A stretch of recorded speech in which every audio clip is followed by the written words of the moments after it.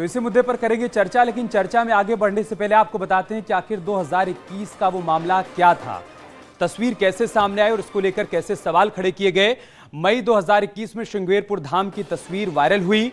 गंगा किनारे सैकड़ों शव दफनाने की तस्वीर वायरल की गई। तस्वीर के बाद सरकार पर गंभीर आरोप लगे। आरोप क्या थे आप समझिए।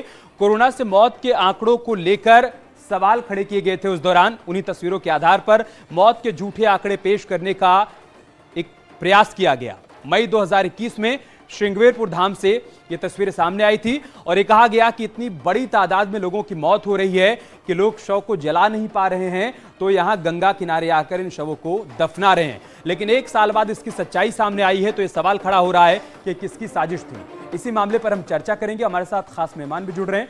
एसएन सिंह साहब हमारे साथ जुड़ चुके हैं, प्रवक्ता हैं भारतीय जनता पार्टी के। अब्बास हैदर हमारे साथ जुड़ चुके हैं, आप समाजवादी पार्टी के प्रवक्ता हैं। मनीष गुप्ता हमारे साथ जुड़ चुके हैं, आप राजनीतिक विश्लेषक हैं। नितिन चतुर्वेदी हमारे साथ जुड़ चुके हैं, प्रवक्ता हैं हिंदू महासभा के।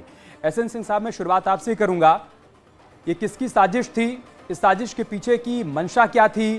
क्योंकि एक साल बाद जो सच्चाई सामने आई है, वहां रहने वाले लोगों ने जो बात बताई है, उससे ये तस्दीक हो रहा है कि एक साजिश के तहत एक प्रोपेगेंडा फैलाया गया। अमित जी, देखिए, जब पूरा विश्व एक महामारी से के दौर से गुजर रहा था और पूरा विश्व अपने अपने स्तर पर उससे निपटने का प्रयास कर रहा था, भारत भी उससे अछूता नहीं था। भारत में भी ये महामारी बुरी तरह से अपना पैर पसार चुकी थी और भारतीय जनता पार्टी की जो केंद्र और प्रदेश की सरकार है, निश्चित तौर पे वो जनता के साथ खड़ी थी, जनता के लिए कार्य कर रही थी। लेकिन उस समय में भी जब प्रदेश सरकार के साथ खड़ा होने का कार्य किया जाना चाहिए था, कुछ राजनीतिक पार्टियों ने घृणित राजनीति करते हुए, फोटो साफ करते हुए, फोटो को एडिट करते हुए और इस घृणित राजनीति को कार्य करने का जन्म दिया। आप देखिए, तमाम ऐसे व्यक्तिगत लोग थे अमित जी, जो अपने सीमित संसाधनों के द्वारा प्रदेश की जनता को राहत पहुंचाने का कार्य किए। लेकिन कुछ पार्टियां ऐसी थी जो नकारात्मक राजनीति को कर रही थी। हालांकि कोटि कोटि प्रणाम प्रदेश की जनता को, जिन्होंने ऐसे राजनीति करने वालों लोगों को जड़ से उखाड़ दिया। आप देखिए, सबसे ज्यादा टीका लगाने वाला प्रदेश कौन सा? उत्तर प्रदेश। भारतीय जनता पार्टी की सरकार ने कोरोना का टीका नहीं, वैज्ञानिकों ने बनाया था। लेकिन अमित जी, कैसा घृणित राजनीति किया जा रहा है कि और ज्यादा मृत्यु हो जाए, आपदा काल में और घी डाल दिया जाए और कहा जा रहा है कि टीका मत लगवाना, ये भारतीय जनता पार्टी का टीका है। अरे भाई, आप राजनीति करिए। आप देखिए, भारतीय जनता पार्टी का वो टीका नहीं था, वैज्ञानिकों द्वारा बनाए हुए टीके को भी के ऊपर भी राजनीति किया गया। और राजनीति जिसने किया, प्रदेश की जनता ने आज उसको नकार दिया। नकारात्मक राजनीति करने वाले की जड़ें हिला दी। अमित जी, जब पूरी दुनिया में और भी पार्टियां थी, सहयोग कर रही थी सरकार की, भारत में खास करके उत्तर प्रदेश, ऑस्ट्रेलिया के लोकसभा सदस्य ने उत्तर प्रदेश के आदरणीय मुख्यमंत्री जी का तारीफ करते हुए कहा कि कोई ऐसा उपाय रहता कि कुछ दिन के लिए आदरणीय मुख्यमंत्री हमको मिल जाते और उस तरह का प्रबंधन हम कर पाते। एक बड़ा दिल दिखाते हुए विपक्ष को चाहिए था, जो भी उनके पास संसाधन रहते उससे मदद करते। लेकिन आप एक झूठी राजनीति करते हुए आपके आरोपों पर जवाब ले लेते हैं। अब्बास हैदर, कोरोना काल में जब सभी दलों को सरकार के साथ खड़ा होना चाहिए था, कदम से कदम मिलाकर लोगों को जागरूक करना चाहिए था, लोगों की मदद करनी चाहिए थी, उसी दौरान विपक्षी पार्टियों ने सरकार को बदनाम करने की कोशिश की, ये कहना है एसएन सिंह साहब का। देखिए, बहुत ही हास्यास्पद बात है ये।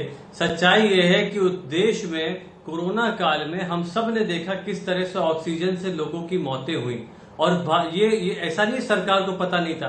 पार्लियामेंट्री पैनल ऑन हेल्थ ने 2 फरवरी 2021 को सरकार को कहा था कि आप ऑक्सीजन की व्यवस्था अस्पतालों में सुनिश्चित करें।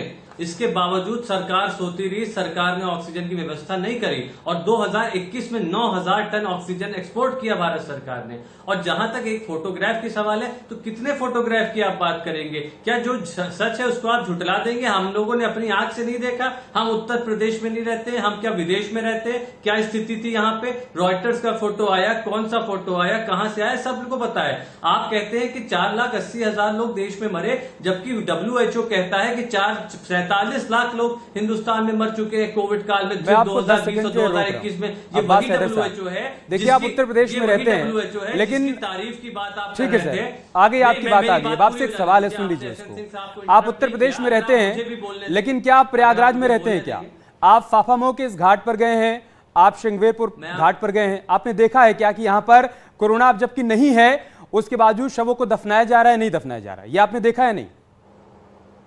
नहीं तो आपके पास, मैं आपसे कह रहा हूं, आप एक बात बताइए, तथ्यात्मक बात। चलिए, शवों को बहाने की बात होती थी। अभी आपने ओपनिंग रिमार्क में जो भारतीय जनता पार्टी के प्रवक्ता कहते थे कि हिंदू रीत से परिचित नहीं है इसलिए ऐसी बात बोल रहे हैं, ये भी वही मई का महीना है। एक भी लाश का फोटोग्राफ आपको मिला नदियों में बहते हुए इस वर्ष? मिला क्या? कोविड के समय मिल रहा था, आप बताइए। मिला। आपने हमारी रिपोर्ट नहीं देखी शायद, सामने है। हमारे रिपोर्टर वहां पर गए थे, ग्राउंड जीरो पर उन्होंने पड़ताल की। वहां जो पंडा है जो अंतिम संस्कार करवाते हैं उनसे भी बातचीत की। उन्होंने कहा कि यहाँ की प्रक्रिया है, जो लोग आर्थिक रूप से सक्षम नहीं होते हैं या तो वो शवों को दफना देते हैं, या फिर किसी की परंपरा होती है, जैसे कबीर पंथ की परंपरा है शव को दफनाना, जो साधु सन्यासी हैं उनके शव को दफनाना, तो वो उस परंपरा का निर्वहन करते हैं। देखिए अब्बास हैदर, आप प्रयागराज गए हैं या नहीं मुझे नहीं मालूम है, मैं प्रयागराज का रहने वाला हूं। जिस फाफामऊ घाट की बात हो रही है ना, उससे 3 किलोमीटर की दूरी पर मेरा घर है। सर मेरी बात तो सुन लीजिए आप, अब्बास हैदर, आपको अच्छी तरीके से समझ में आएगा। जिस फाफामऊ घाट की बात हो रही है उससे 3 किलोमीटर की दूरी पर मेरा घर है सर। बचपन से हमने इस परंपरा को देखा है, जो लोग आर्थिक रूप से सक्षम नहीं होते हैं या सन्यासी होते हैं, साधु होते हैं, कबीर पंथ से होते हैं, वो शवों को ले जाकर यहां पर दफनाते हैं। ये कोरोना से पहले भी हुआ करता था, कोरोना के बाद भी हो रहा है। अमित जी, मैं जवाब दे दूं इनका? मैं आपकी बात मानता हूं, लेकिन ये इक्का दुक्का, मैं आ रहा हूं सिंह साहब, आ रहा हूं आपके पास। मुझसे सवाल पूछा है तो मैं जवाब दूं ना जी। मुझसे सवाल पूछा है मैं जवाब दूं। मैं आपकी बात से सहमत हूं, इक्का दुक्का ऐसा होता है, बिल्कुल मैं जानता हूं। लेकिन आप ये बताइए, आप मुझे एक फोटो आप अपनी स्क्रीन पे चला दीजिए। इस साल भी 1 वर्ष हो गया है, अभी क्या नदियों में लाशें बह रही है जिस प्रकार पिछले साल बह रही थी? नहीं बह रही है। WHO कह रहा है 47 लाख लोग देश में मरे। ये वही WHO है जिसकी क्या आप तारीफ कर रहे थे कि WHO ने आपकी तारीफ की, जबकि मैं कह रहा हूं, मैं वही रहता हूं सर, अभी भी वहां पर शव दफनाए जा रहे हैं। आज आप WHO की अभी भी शव वहां पर दफनाए जा रहे हैं। ऐसा नहीं कि वहां पर जो लोग अभी इस परंपरा को फॉलो करते हैं वो शव नहीं दफना रहे हैं। एसएन सिंह साहब, वो फोटो लाइए, आप दिखाइए कितने। अरे सर, कुछ फोटोज आप भी लेंगे या सारे फोटोज हम ही लोग लेंगे? हमने रिपोर्ट तो दिखा दी ना सर। मैं कह रहा हूं, क्या चुनाव से पहले तक ही आपका काम था प्रोपेगेंडा फैलाना? आप जाकर हकीकत जानना आपका काम नहीं है। ठीक है, रिएक्शन ले लीजिए एसएन सिंह साहब। इनसे ये पूछिए कि जब मदद की आवश्यकता थी, ये कार्य को आप बाद में गंगा में लाशें बह रही अब बात इधर ऐसे धारा प्रवाह बोलेंगे तो बात समझ में नहीं आएगी ना सर, किसी को नहीं समझ में आएगी। अब हो गया आपकी बात, आगे जवाब से आपके पार्टी के नेता मना करते हैं, क्या उसके लिए आप प्रदेश की जनता से माफी मांगेंगे?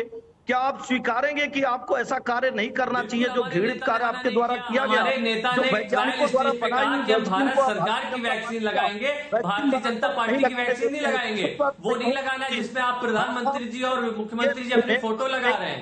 वो अपने घर से पैसा लेके आ रहे हैं क्या? ट्रेजरी का पैसा है, देश का पैसा है, देश की जनता के टैक्स से लिया हुआ पैसा है, उससे वैक्सीन लग रही है। तो देश की वैक्सीन लगाएंगे, सरकार की वैक्सीन लगाएंगे, भारतीय जनता पार्टी की वैक्सीन नहीं लगाएंगे। ठीक है, फोटो वाली बात पर मैं जवाब देकर उसके बाद में जाऊंगा अब नितिन चतुर्वेदी के पास। अब्बास हैदर, इस बात की फिक्र आपको तब भी करनी चाहिए थी जब आम लोगों के पैसे से आप लैपटॉप बांट रहे थे और उसमें अखिलेश यादव और मुलायम सिंह यादव की फोटो लगी थी। तो ये कोई पहली बार नहीं हो रहा है, आप भी यही काम करते आए हैं, अपनी पार्टी का, अपने चेहरे का प्रचार प्रसार आप भी करते आए हैं। तो पहले अपने भीतर झांक के देख लीजिए, उसके बाद दूसरे की तरफ नहीं उठाइए। ठीक है, मैं आऊंगा आपके पास। नितिन चतुर्वेदी, आप थोड़ा बताइए और समझाइए, क्या हिंदू परंपराओं में अगर ये कोरोना काल के दौरान हुआ या पहले से होता आया है कि लोग जाकर शवों को वहां पर दफनाते हैं और कोरोना के बाद भी ऐसा हो रहा है कि लोग जाकर गंगा किनारे शवों को दफना रहे हैं? नितिन चतुर्वेदी, देखिए, अगर आप हिंदू समाज की बात करेंगे तो हिंदू समाज में ऐसा होता है, जो संत महात्मा लोग होते हैं उन लोग ऐसा अपना मरने के लिए ऐसा कई जगह ऐसा हमने देखा है जहाँ पे शवों को दफनाया जाता है। ये कोई बहुत आज की परंपरा नहीं है, ये बहुत वर्षों पुरानी परंपरा है। और जैसा कि मैंने आपकी न्यूज़ भी पढ़ी थी, उस पर भी मैंने जो लोगों का मैं इंटरव्यू सुन रहा था उसके माध्यम से भी मैंने ये सुना कि वहाँ पे ये जो परंपरा है आज की नहीं है, बहुत पुरानी है, बहुत सालों पुरानी है। और दूसरी बात रही कोरोना काल की, तो कोरोना काल में जो माननीय मुख्यमंत्री योगी जी ने जो कार्य किया वो बहुत ही सराहनीय कार्य किया। और जो विपक्ष है वो हमेशा उन पे उंगली उठाता है, लेकिन उनके अच्छे कार्यों को कभी उनकी प्रशंसा भी करनी चाहिए। अगर आप उन पे उंगली उठाते हैं तो आप कभी उनकी प्रशंसा भी कीजिए। जो कार्य कोरोना काल में माननीय मुख्यमंत्री जी ने किया, हम उसकी आपके चैनल के माध्यम से बहुत ही सराहना करते हैं। बहुत ही सराहनीय कार्य उन्होंने किया था। जिस तरह आपने देखा भी होगा कि उनके पिताजी की मृत्यु भी हो गई थी, फिर भी हर जिले में जाकर माननीय मुख्यमंत्री जी ने खुद सारे औचक निरीक्षण किए और चीज़ों को स्वयं देखा।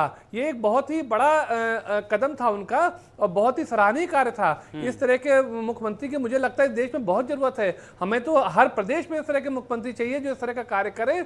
और विपक्ष से मैं कहना चाहता हूं कि जिस तरह का कार्य आप दो टूक बताइए, आपके मैंने एक भी नेता को ग्राउंड लेवल पे नहीं देखा और प्रयागराज के फाफामऊ घाट पर कोरोना से पहले शवों को नहीं दफनाया जाता था क्या? आप ये बताइए। कितने नेता मैंने देखा जिनको ग्राउंड लेवल पे वर्क करते देखा। हाँ। तो इसलिए आप इस तरह की बात मत करिए। आपने देखिए कि कितना अच्छा कार्य किया बीजेपी ने। जो सबसे ज्यादा टीकाकरण हुआ वो यूपी में हुआ। अस्पतालों का हाल मनीष जी मैं आपके पास आऊंगा, लेकिन इस पर अब्बास अदर मैं आपके पास ही आ रहा हूं। आप रिएक्शन दीजिए। उनका यह कहना है कि देखिए आप गलत की आलोचना करिए, जहां बुरा है वहां पर आलोचना करिए, लेकिन जो सही है उसकी तारीफ तो करिए। अरे आप खुद अस्पतालों का हाल देखते हैं। गलती की तो आलोचना कर रहे हैं सर। उत्तर प्रदेश की सरकार सोच रही थी। सुन लीजिए दीजिए, हमने देखा है किस तरह से 50-50 हजार के सिलेंडर बिक रहे थे ऑक्सीजन के।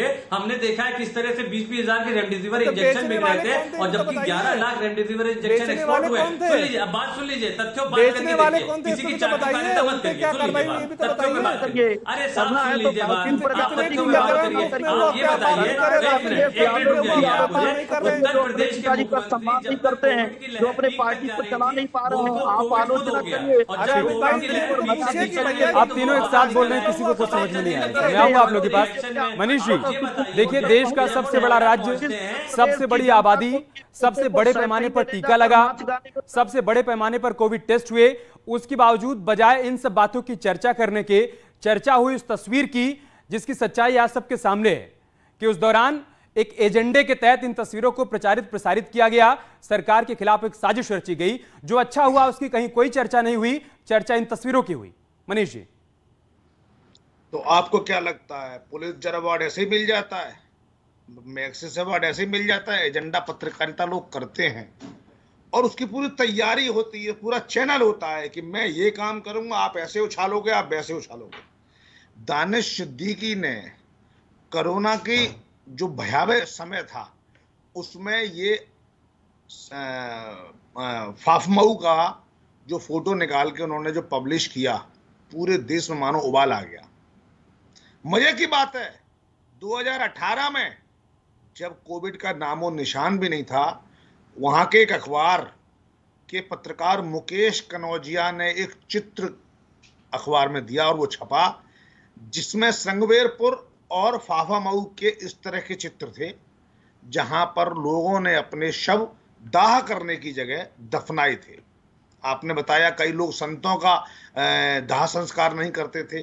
कई जगह जिन लड़कों की शादी नहीं हो पाती थी उनका भी दाह संस्कार नहीं होता था, क्योंकि उनका दाह कौन देगा, इस पर प्रश्न होता था। इसके अलावा अगर कहीं किसी बच्चे को सांप काट लेता था, किसी को कुष्ठ रोग होता था, या किसी को सफेद दाग होते थे, ऐसे बीमारी होती थी, तो गंगा नदी की निर्मलता को बनाए रखने के लिए उनको गंगा में प्रवाहित नहीं करते थे। शवदाह न करके उनको नदी में, रेत के नदी के तीरे तीरे जिसे कहते हैं ना, वहां पर शवदाह न करके सबको दफन कर दिया जाता था। इस बात का लाभ उठाया कुछ एजेंडा पत्रकारों ने। आज जो भी वजह रही हो, आज वो हमारे बीच नहीं है, लेकिन उनकी एजेंडा पत्रकारिता उनके कई और पिक्चर्स में दिखती है। लेकिन उन्हें जिस होशियारी से देश में योगी सरकार को बदनाम करने का जो काम किया, वो निस्संदेह शर्मसार करने वाली बात थी। और अगर आज भी श्रृंगवेरपुर में और फाफामऊ में अगर इस तरह के शब्द दिखाई दे रहे हैं, तो इसका मतलब है ये एक प्रक्रिया है। और मरने का काम, मृत्यु सिर्फ हिंदुओं में नहीं होती है, मुसलमानों में भी होती है। अगर वो भगवा कपड़े पड़े हैं उनको फोटो खींच रहे हैं, वो नई खुदी कब्र के फोटो भी खींच सकते थे, लेकिन उन्होंने वो नहीं खींचे। तो ऐसे करके ये ऑर्गेनाइज्ड सिस्टम है। अगर आप सोचें किसी एक पत्रकार ने ऐसा कर दिया और वो डेवलप हो गया, नहीं। इसके पीछे एक ऑर्गेनाइज चैनल काम करता है कि तुम फोटो खींचोगे, तभी मैं तो उसे कहा जा ट्वीट रहा है करूंगा, तभी तो कहा जा रहा है कि उससे सरकार को ट्वीट बदनाम करेंगे, करने की साजिश रची उसके गई बाद थी। विदेशों वो में तो समझ अच्छा है कि आएगी, सच्चाई लोगों के विदेशों में सामने है इंटरव्यू होंगे। और इसीलिए हमने रिपोर्ट लोगों के सामने रखी कि लोगों को पता चल पाए कि जबकि कोरोना नहीं है तब भी वहां पर शव दफनाए जा रहे हैं और कोरोना से पहले भी इस परंपरा का निर्वहन वहां पर हुआ करता था। बहुत शुक्रिया आप सभी का हमारे साथ जुड़ने के लिए, चर्चा में शामिल होने के लिए। एक छोटा सा ब्रेक लेंगे, खबरें जारी हैं, आप बने रहे हमारे साथ।